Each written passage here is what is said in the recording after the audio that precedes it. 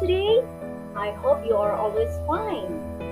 Okay, it's time to learn English. Let's learn together.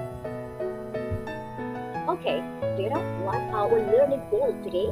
Okay, by the end of this unit, you are expected to be able to identify the communicative purpose and schematic structures of narrative text.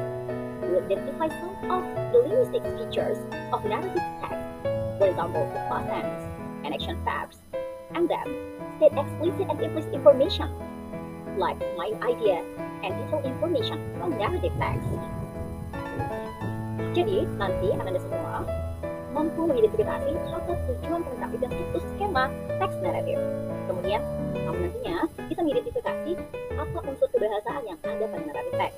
And after that, kamu nanti bisa menyatakan informasi atau gagasan pertama, informasi rinci yang terdapat dalam teks naratif.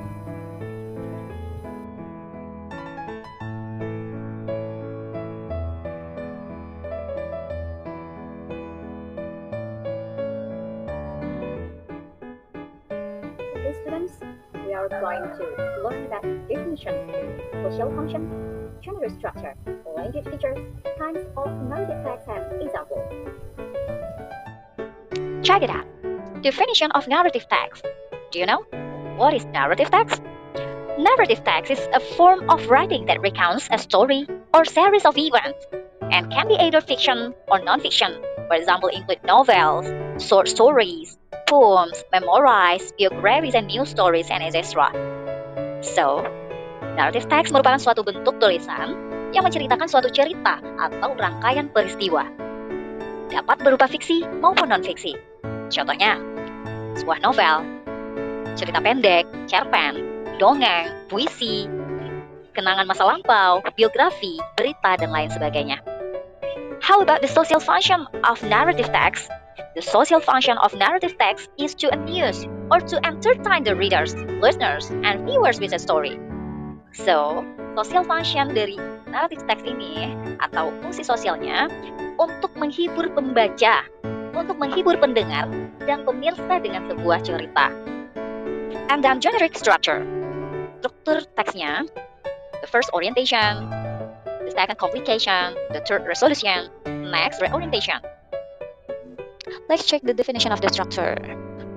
Struktur pertama yaitu orientation.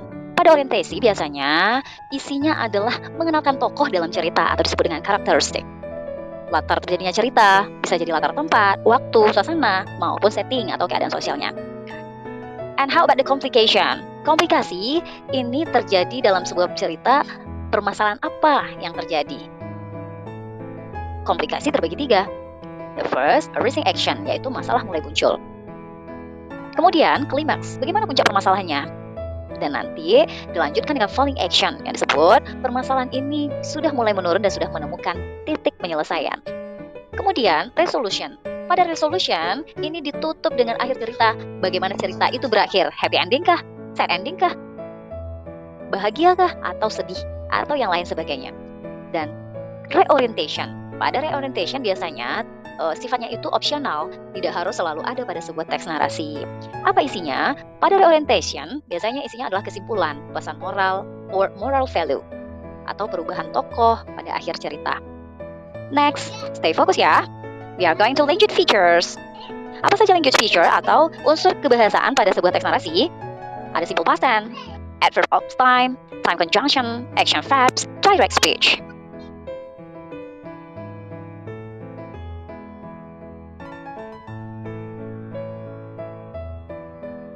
Masih on kan?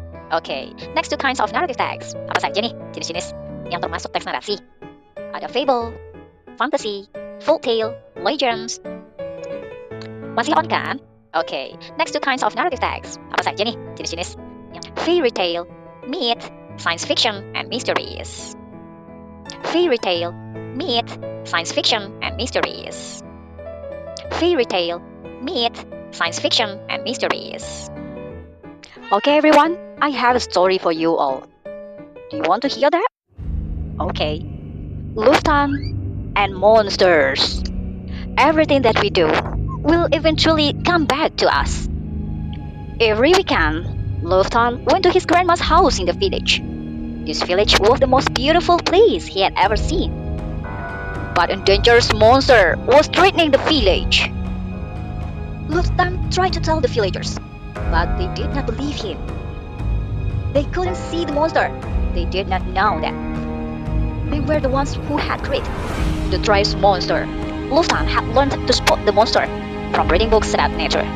From reading, he had learned what helps and what hurts nature. Luftan also loved observing nature. Nothing escaped his sharp eyes. Luftan knew that his grandma's village was not the only place threatened by trace monsters. Trace monsters were everywhere. They were killing fishes at sea. They were emitting dangerous gases.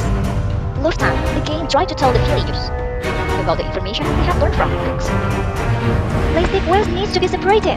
Don't throw your trays into the river. The villagers kept ignoring him. The garbage pile in the Mejipuri village was emitting hazardous toxins. The methane gas created by the pile exploded.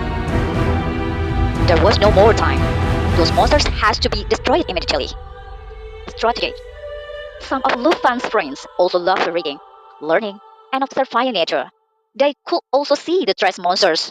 Luftan invited them to become environmental warriors. Together, they were ready to fight. They wanted to tell everyone, we need to gather forces to fight the monsters. The environmental warriors came to school. They told the students that nature needs to be protected. They taught the students how to sort trash. The environmental warriors also organized trash walks to collect trash. Gosh, so much trash thrown away, so carelessly. Their efforts worked. The trash piles were getting smaller. The monsters were getting weaker. Over time, more and more people wanted to be environmental warriors. They did not want the trash monster destroying their home. We can defeat the trash monsters. Luftan still works to free the earth from trash monsters, as the earth is the only home we have for humans. Do you want to be environmental warriors like Luftan? Okay, everybody, let's discuss about these questions. Time to answer these questions.